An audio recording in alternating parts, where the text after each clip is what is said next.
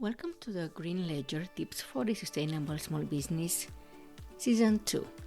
I'm Anka, founder of 3P Impact Consulting, and whether you've been here since the very beginning or you're finding this podcast for the first time today, I'm glad you're here. Before we dive into Season 2, I want to take a few minutes and talk about Season 1, what I learned, and why Season 2 looks the way it does. Let me start with a reflection. Season 1, I said that it was hard. I'll just say it. Not because the content was hard. I know this material. I live it. I'm in it every day. It was hard because putting my voice out there is vulnerable. English is not my first language, and as I mentioned already, I have a slight speech impediment, and there were episodes that I recorded 4 or 5 or even I guess 8 times at some point, one of them, before I felt okay releasing them. There were weeks when life, family, work got in the way and the schedule slipped, and yet I kept going. Because every time someone wrote to me and said, that episode on business continuity planning made me realize I need to sit down and just do it. Or I didn't know that my supplier situation was so risky until you walked through that example. So it reminded me why I started this in the first place. So thank you to everyone who listened, shared, or reached out. Thank you. You made Season 1 worth it. So if you just stumbled upon this episode, let me take a few minutes to talk about Season 1 and what it actually covered, in case you are interested to go and listen to it. Season 1 was built as a comprehensive strategy, 9 episodes, each one a building block of a resilient, sustainable small business. We started with a business continuity plan, how to keep your business running when the unexpected happens. We moved into risk management, then materiality, priorities, cybersecurity, supplier relationships, people and talent, community building, resource waste, and finally how to track and measure your impact. It was a full picture and I wanted it that way. The goal was to give small business leaders some strategic tools that large corporations use, but adapted for a small business size with real examples and practical steps. And I'm proud of it, but I also learned something important in building it, or while building it. Comprehensive is great for a foundation, but once you have the foundation, what you actually need are answers, specific ones for specific situations. So that's the gap I kept hearing about. I loved that supplier episode, but my situation is a little different. My main supplier is a friend, and I don't know how to have that conversation, or I want to track my impact. So I have some metrics in place, but right now I have a vendor asking me for specific metrics other than I'm using for myself. What do I do?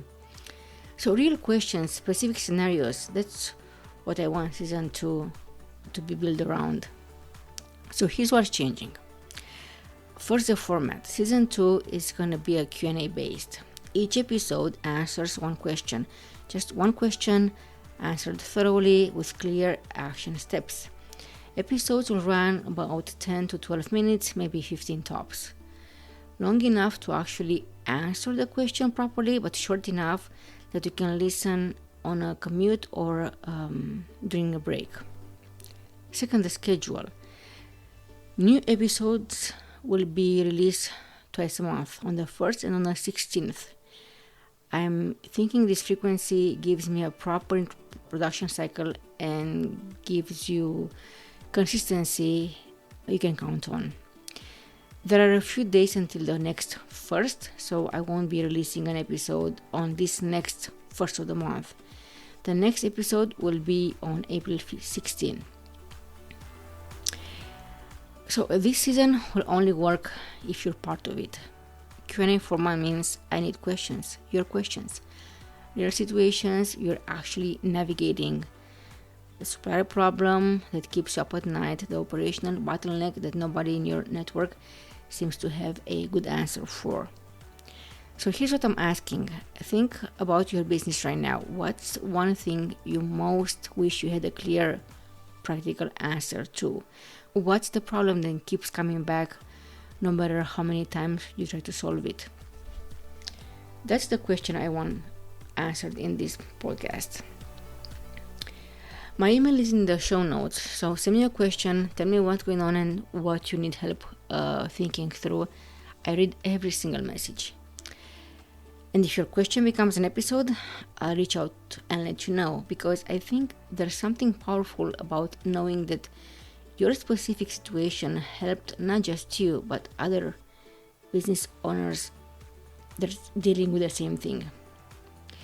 That's the community I'm trying to build here, not a passive audience, but a group of business owners or leaders who are actively working on the same problems, learning from each other's questions and experiences. Let me also tell you what's new in this season. Something that's going to help organize everything we talk about. Where applicable.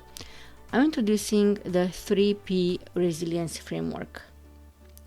In my business name, the 3P means people, planet, profit. But for my resilience framework, the 3P is prepare, protect, and pivot.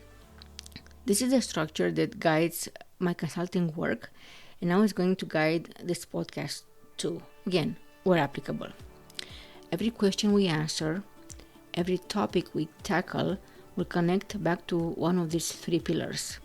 Preparing for what could go wrong, protecting your operations so you can keep running, and pivoting that resilience into real competitive advantage. I'm not going to pretend I have all the answers, and I'm not going to give you corporate jargon dressed up as advice. I'm going to tell you what I actually know from my experience, studying for my certifications or earning my MBA, all in plain language, and if I don't know something, I'll say so.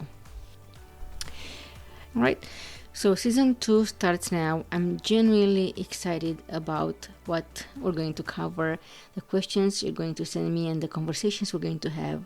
I think this is going to be the best season yet. Now, the next episode will go out in 2 weeks or so. And since there's not quite enough time to gather your questions and prepare answers, I'm starting with a topic that is already showing up in a lot of business leaders' radar, EPR, or Extended Producer Responsibility. California and a few other states are now requiring certain businesses to report on single-use plasticware or packaging. And even if you're not directly required to report it yet, this matters to you, because if you're selling products in packaging, or if you're part of a supply chain that is, EPR regulations are changing how your suppliers operate, what materials are available to you, and what your customers and retail partners are going to start asking you about. We're going to break it down in plain language, what EPR actually is, who it affects, and what you need to know to stay ahead of this instead of scrambling when it lands on your plate. After that, we shift into full Q&A mode. So between now and then, send me your questions, think about what you need most right now in your business, and know that whatever you're dealing with, you're probably not the only one dealing with it. And that's exactly why it deserves an episode. Again, my email in the show notes. Write me. I'll see you in 2 weeks. And thanks for being here.